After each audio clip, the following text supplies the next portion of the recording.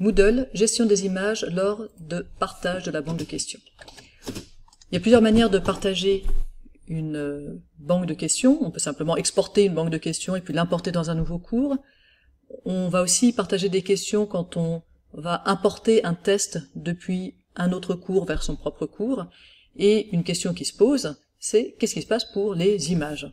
Si j'avais une image dans une question, quand je vais partager cette question, est-ce que je vais retrouver l'image dans mon nouveau cours?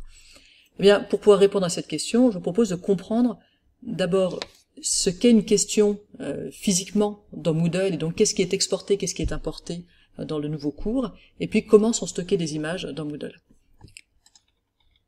Donc Moodle, quand Moodle exporte une question, Moodle exporte le code HTML de ces questions. En tout cas, quand vous faites un export standard au format XML Moodle. Maintenant qu'on a vu ça, comment est-ce que Moodle stocke les images? Eh bien, il y a plusieurs manières. Parfois, on peut avoir un lien externe à Moodle, c'est-à-dire que dans le code HTML de ma question, je vais avoir quelque chose du genre « prendre l'image à telle adresse extérieure ». On peut aussi avoir un lien interne au cours. Donc, dans ce cas-là, dans la question, je vais avoir quelque chose du genre « prends telle image du cours ». Et enfin, on peut avoir l'image en dur.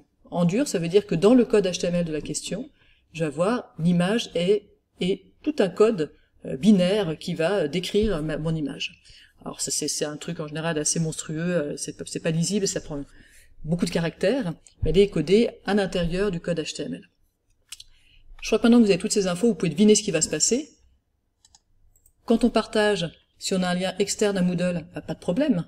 Bien sûr, puisqu'on copie le code HTML dans un nouveau cours, eh bien le lien est copié aussi, et puisque la ressource existe toujours à l'endroit à l'extérieur où elle avait été déposée, eh bien on a toujours notre image dans notre question. Mais on est tributaire du site sur lequel est déposée l'image. Si l'image est retirée du site, eh bien vous perdez l'image dans toutes les questions qui y font référence. Si on a un lien interne au cours, ça se passe pas bien. Ça se passe pas bien parce que dans la question qui va être copiée dans un nouveau cours, on va faire référence à une image du cours qui n'existe pas sur ce nouveau cours. Et donc on perd des images si on partage des images qui ont été comme ça avec un lien interne. Et si on a les images en dur, ben là on est gagnant sur tous les tableaux puisque non seulement on partage bien l'image, puisqu'on partage le code HTML et que c'est inclus dans le code HTML, mais qu'en plus on risque pas que ça disparaisse, que ce soit retiré d'un site extérieur. Alors, allons voir tout ça sur Moodle, et on va voir comment savoir déjà dans quel cas on est. Voilà, je suis dans ma banque de questions, je crée une question Mozart, et je vais vous montrer les 3 manières donc d'intégrer une image dans la question. Donc, une chose que je peux faire, c'est j'ai repéré cette image qui me plaît sur Internet, clic droit, copier l'adresse de l'image. Ici, j'utilise le bouton d'insertion d'une image sur Moodle, je colle mon adresse et j'insère. Donc ici, j'ai une image qui se trouve sur Internet, et en fait Moodle m'affiche une image qu'il a récupérée d'ailleurs. On peut voir si jamais le code HTML, donc là, ce que je vous ai dit qui était exporté par Moodle, en cliquant ici sur les 2 petits crochets. Si vous ne les voyez pas directement, parfois il faut utiliser ce menu-là, et puis des 2 petits crochets. Voilà le code de la question qui va être exporté et importé dans un nouveau cours si vous partagez cette question. Et on voit bien que je fais référence à cette image http s://upload Wikipédia, etc. Donc c'est une image qui se trouve sur Wikipédia. Et Moodle fait simplement référence à cette image et affiche cette image qui vient d'extérieur. Une autre manière de voir ça, c'est si je prévisualise ma question et que je fais clic droit afficher l'image, eh bien je vais voir ici l'URL de mon image. Et je me rendais bien compte que c'est une URL extérieure. Ok, ça donc c'est une manière de faire. Et on a vu que ça avait un intérêt, puisque ces images-là vont être du coup conservées si vous exportez et importez dans un nouveau cours. Mais on n'a pas la main sur Wikimedia, et donc si ça disparaît de Wikimedia, ben, on perd l'image. Donc une autre chose qu'on peut être tenté de faire, c'est de se dire, ben, je vais télécharger l'image chez moi. Voilà, je vais l'appeler Mozart 2. Et puis, ici, je vais l'intégrer en faisant chercher déposer une image depuis mon disque dur. Je dépose ce fichier, j'insère. Et je peux regarder à quoi ressemble maintenant le code HTML de ma question. Et c'est pas beaucoup plus long que tout à l'heure. J'ai juste simplement l'adresse, ici, je vois, qui n'est plus une adresse vers quelque chose d'extérieur, mais qui est une adresse interne à Moodle. Et c'est une adresse non seulement interne à Moodle, mais en fait même interne au cours. Donc cette adresse-là, si vous êtes sur un autre cours, elle ne marchera pas. Ou plus exactement, elle marchera si vous avez les droits sur ce cours. En fait, si vous partagez cette question avec quelqu'un qui n'a pas les droits sur ce cours, il ne pourra pas accéder à cette adresse-là, puisque c'est une adresse qui est sur votre cours. Donc heureusement, c'est protégé de ceux qui voudraient voir depuis l'extérieur sans être autorisés.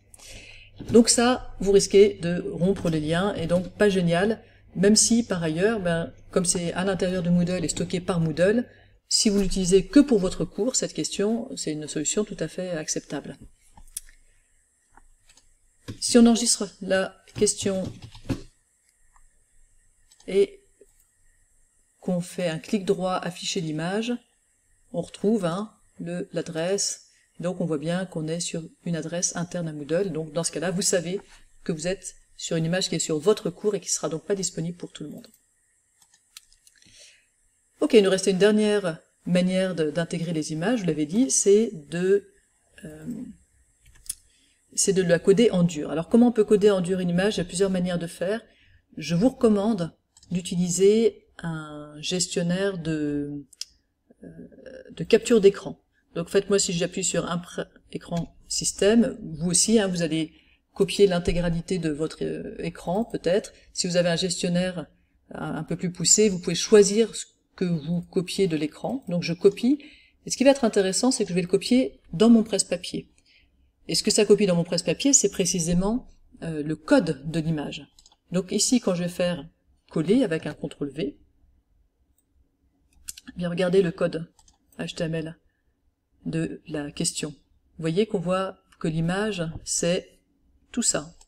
Et donc là, on a le code explicite de l'image. Alors c'est très long, ça fait beaucoup de caractères pour décrire cette image, donc c'est pas hyper joli, c'est un petit peu plus lourd forcément en termes de taille de la question elle-même, mais elle est dans votre question, et si vous exportez cette question dans un autre cours, eh bien elle sera encore dans la question, puisque à nouveau, c'est ça que Moodle exporte quand vous faites un export au format XML Moodle.